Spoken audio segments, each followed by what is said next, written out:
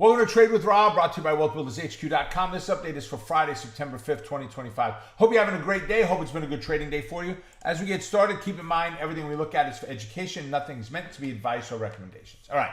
So we're going to start off with candidates from our last update, which was from the 3rd. So the previous candle, not today, but one day back, yesterday.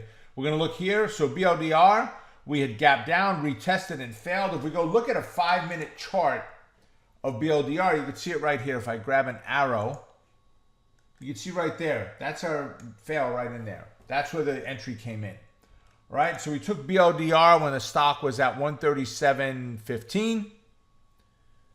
Right, and we got out at 135.90. So $1.25 or so was the stock moving in there. Not great.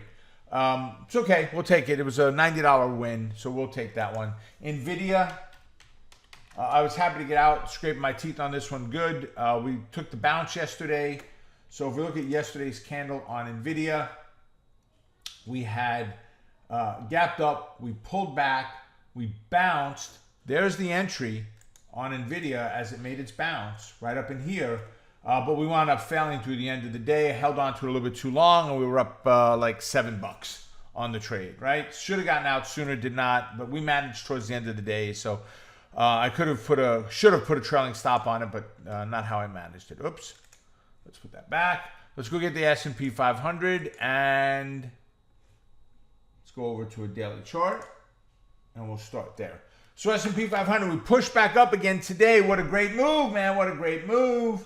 It is awesome. All this fear, people freaking out this week over this gap down because of these tariff crap that everybody's worried about. Stop it, man. The reactions are insane.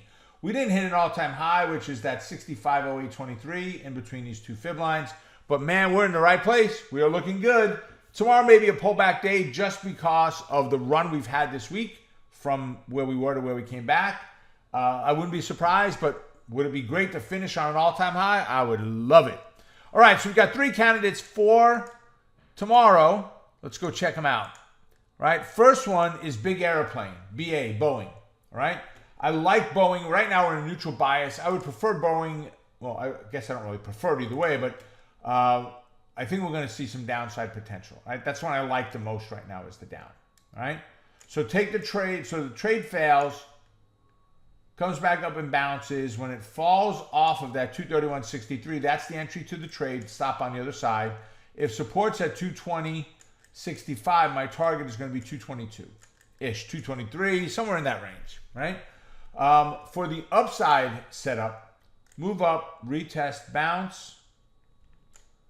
Take the trade on the bounce. Stop down below 231.63. If resistance is at 240.5, my target's going to be 239. 239.5, 238.5, somewhere in that area, folks. You're going to pick your exact exit based on your risk profile. Right? CRM is next. Good gap today. What a trade this was today. If we look at CRM just for an intraday, just a quick explainer, we had a great move down. If you caught the bounce off of there, nice move up. Right, really nice move to the upside in there, but we're looking at it for tomorrow. It's good to look back, but it doesn't help us for making any money. So I like this one to the downside better, just because we're in an overall bearish bias. Small move down, retest, and fail. Just like I drew before, take the trade off of the fail, stop up above. If support's at 234, my target's going to be about 233. 232.5, somewhere in that area. On the upside, give me a bounce. Well, actually from here, move up, retest, bounce. Take the trade off of the bounce. Resistance is at 257.60. My target's probably about 255. 256. 255, 256, somewhere in between that range. Right, last is First Solar, FSLR. Right, still in the news, solar companies. I like the upside better on this. I'm really not crazy about the downside at all. So 201, 221, yeah, I need to split that level in half. So we're going to add a fib in there, folks. If you don't understand what they are, simple enough for you to do, go over to tradinglikeaboss.com. And it's a free website that we have. All the resources on there are free. And download the 3-part Fibonacci series. You'll get an email sequence sent to you 3 days in a row, 20-minute video each time, teaching you about fibs, how I draw, exactly what I do. But but I had to split this level in half. So we're going to look for the bounce to the upside. So we're going to start with the blue pen, move up. Well, actually, we're going to pull back first. Bounce, move up. We're going to take the trade off of there. Stop is going to be somewhere down here. I'd probably get below the 200 for my stop, maybe even down below the 8 moving average there. If resistance is at 211.15, my target's going to be right about 210. And listen, you'll make it 209.65, 210.38, whatever your numbers are. Right, whatever works for your risk. For the downside, I'd like to see the move down below the 100-point level, come back up and retest somewhere and fail. Right, if I can get that to happen, then my support is 188.65. My target's going to be about 190. 190.5, 189.5. Again, you'll pick what works best for you. All right. I didn't show the numbers from before. So here we are for the year.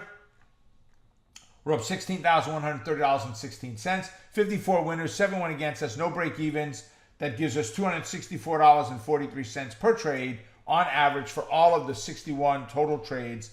About 88% win rate on our candidates that made it. Remember, there's over 100 that we never traded because they never happened. They never came to fruition. So with that, make it a profitable day. I will see you all at our next update. Bye for now.